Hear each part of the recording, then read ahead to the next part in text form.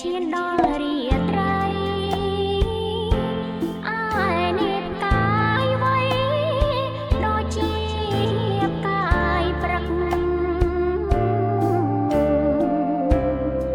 កាយរះនៅឆ្ងាយនាំចិនដានឹ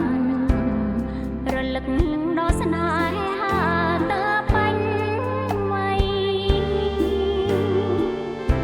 បែកពីបងទៅ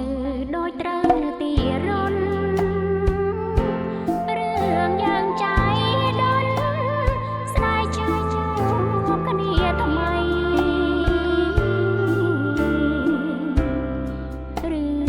គូយើងពីរបុព្វេឬអ្វីទើបនាំចិត្តស្រីលងនឹកទ្វេដង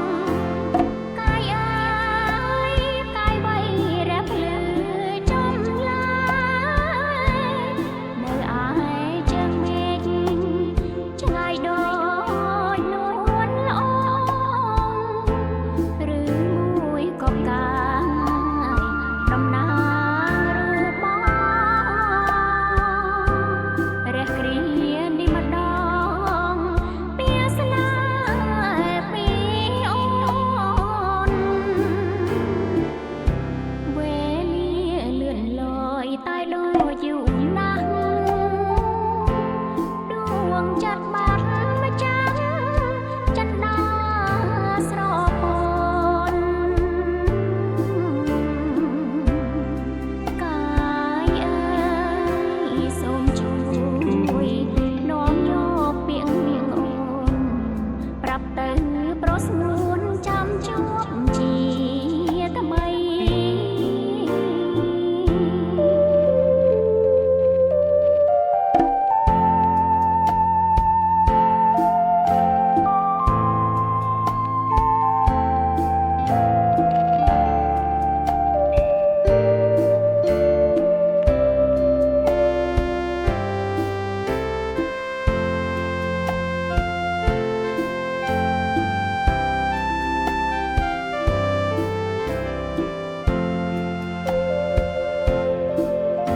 កាយអើ